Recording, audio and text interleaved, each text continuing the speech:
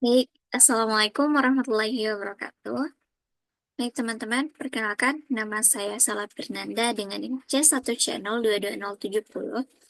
Di sini saya akan menjelaskan mengenai materi terkait kerangka dasar penyusunan dan penyajian laporan keuangan syariah dalam mata kuliah akuntansi syariah, di mana dosen pengampunya adalah Bapak Dr. Wirmi Eka Putra, SEMSI, CIQNR, CSRS. Baik, langsung saja saya menjelaskan mengenai kerangka dasar atau kerangka konseptual akuntansi. Nah, kerangka dasar atau kerangka konseptual akuntansi ini adalah suatu sistem yang melekat dengan tujuan-tujuan serta sifat dasar yang mengarah pada standar yang konsisten dan terdiri atas sifat, fungsi, dan batasan dari akuntansi keuangan dan laporan keuangan. Kerangka konseptual ini diperlukan agar dihasilkan standar dan aturan yang koheren, yang disusun atas dasar yang sama, sehingga menambah pengertian dan kepercayaan para pengguna laporan keuangan, serta dapat dibandingkan di antara perusahaan yang berbeda atau periode yang berbeda.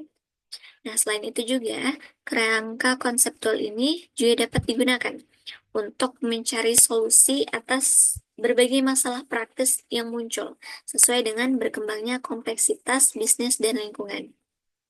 Nah, adapun tujuan dari kerangka dasar ini ada empat, di mana kerangka dasar ini menyajikan konsep yang mendasari penyusunan dan penyajian laporan keuangan bagi para penggunanya.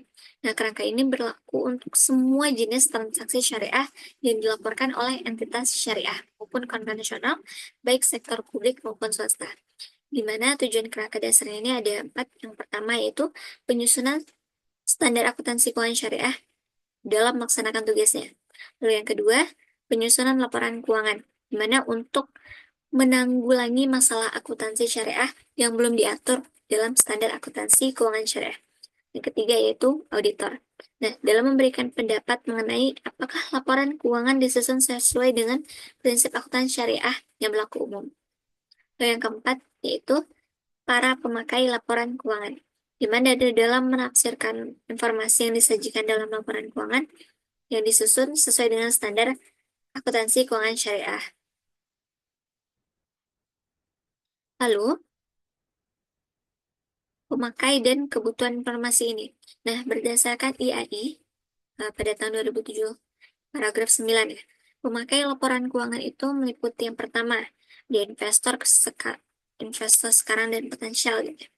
Lalu ada pemilik dana core, pemilik dana syariah temporer, pemilik dana titipan, pembayar dan penerima zakat, infak, sedekah, dan wakaf, pengawal syariah, karyawan, pemasok dan mitra usaha lainnya, pelanggan, pemerintah, dan juga masyarakat. Lalu, paradigma transaksi syariah. Nah, transaksi syariah ini didasarkan pada paradigma dasar bahwa alam semesta ini diciptakan oleh Tuhan sebagai amanah gitu, atau kepercayaan ilahi dan sarana kebahagiaan hidup bagi seluruh umat manusia untuk mencapai kesejahteraan hakiki secara material dan spiritual atau alfa.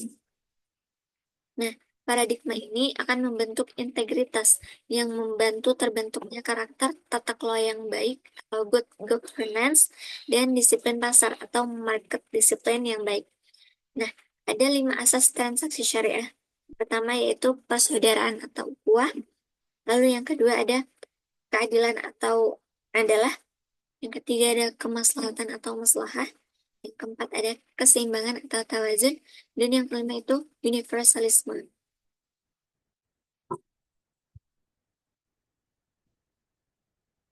Nah, dalam 5 asas transaksi syariah ini, di bagian keadilannya,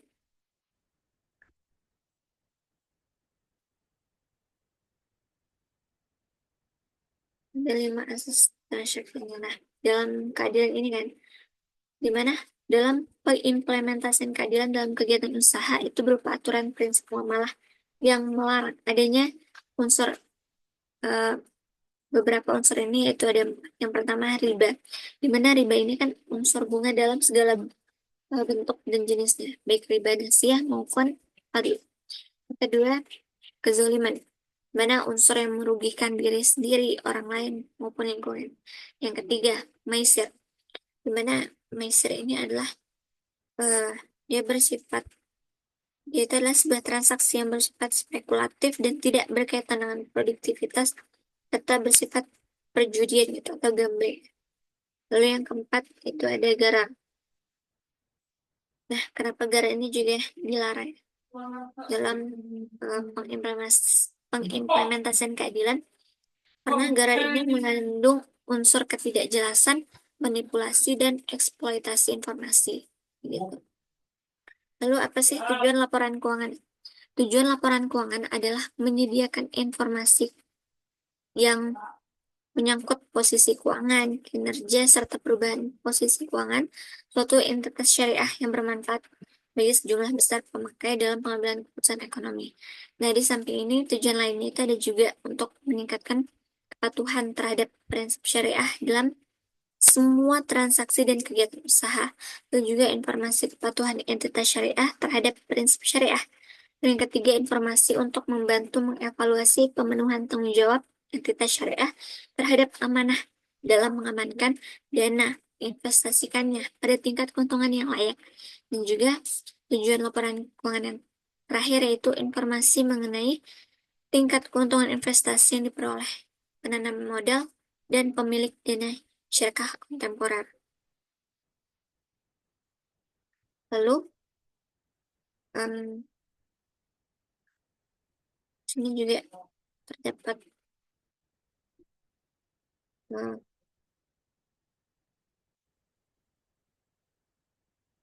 asumsi dasarnya.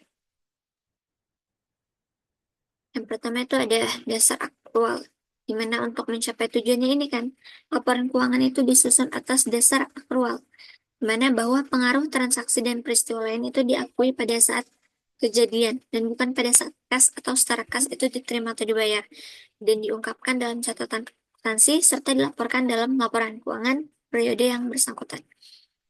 Lalu, asumsi dasar yang kedua adalah kelangsungan usaha. Laporan keuangan ini biasanya disusun atas dasar asumsi kelangsungan usaha entitas syariah dan akan melanjutkan usahanya di masa depan. Karena itu, entitas syariah diasumsikan tidak bermaksud atau berkeinginan melikuidasi atau mengurangi secara material skala usahanya.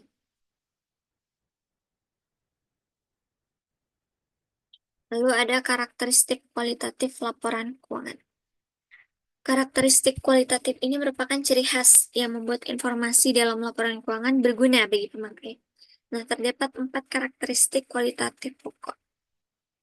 Mana menurut IAI 2000, tahun 2007 pada paragraf 44 sampai 62.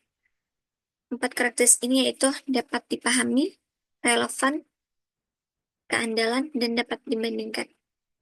Suatu karakteristik dapat dinamakan keadilan dinamakan keadilan apabila dalam penyajiannya itu jujur, lalu substansi mengungguli bentuk, lalu netralitas, dan pertimbangan sehat, dan juga kelengkapan. Adapun kendala informasi yang relevan dan andal tadi itu terdapat 2 kendala informasi. Yang pertama itu tepat waktu, dan yang kedua keseimbangan antara biaya dan manfaat. Lalu, pengukuran unsur laporan keuangan. Sejumlah dasar pengukuran yang berbeda itu digunakan dalam derajat dan kombinasi yang berbeda ya, dalam laporan keuangan. Nah, berbagai dasar pengukuran tersebut adalah sebagai berikut. Menurut IAI pada tahun 2007, paragraf 127, mana yaitu biaya historis, biaya kini, dan nilai realisasi atau penyelesaian. Nah, adapun konsep dasar akuntansi menurut AAOIP dan pemikir Islam. Tujuan akuntansi keuangan dan laporan keuangan. Manfaat dengan ditentukannya tujuan akuntansi keuangan untuk lembaga keuangan syariah menurut AAOIP yaitu sebagai berikut. Yang pertama, dapat digunakan sebagai panduan bagi dewan standar untuk menghasilkan standar yang konsisten.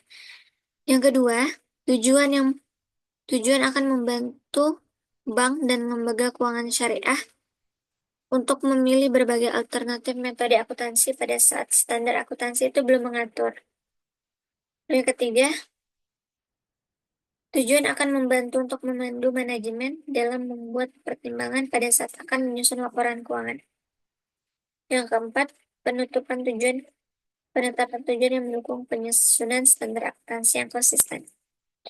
Lalu yang kelima, tujuan jika diungkapkan dengan baik akan meningkatkan kepercayaan pengguna serta meningkatkan pemahaman informasi akuntansi, sehingga akhirnya akan meningkatkan kepercayaan atas lembaga keuangan syariah. Nah, adapun pemakai dan kebutuhan informasi pemakai laporan keuangan menurut AAOIP antara lain sebagai berikut. Mana itu pemegang saham, pemegang investasi, pemilik dana bagi deposan bank, pemilik dana tabungan, pihak yang melakukan transaksi bisnis, pengelola zakat, dan pihak yang mengatur. Lalu, paradigma asas dan karakteristik transaksi syariah. Nah, transaksi syariah ini didasarkan atas prinsip dasar ekonomi Islam dalam rangka mencapai tujuan syariah atau maqasid syariah. Nah, prinsip dalam ekonomi Islam ini menurut Ibnu Al-Arabi adalah sebagai berikut, di mana tidak boleh adanya bunga dan perdagangan. Lalu, tidak boleh dilakukan secara tidak adil. Tidak boleh memasukkan hal-hal yang belum pasti atau keadaan yang tidak jelas. Dan harus mempertimbangkan al-maqasid dan al-masalih, di mana al-maqasid adalah tujuan harus selalu disesuaikan dengan tuntunan Islam, sedangkan al-masalih ini adalah kesejahteraan atau perbaikan di muka bumi.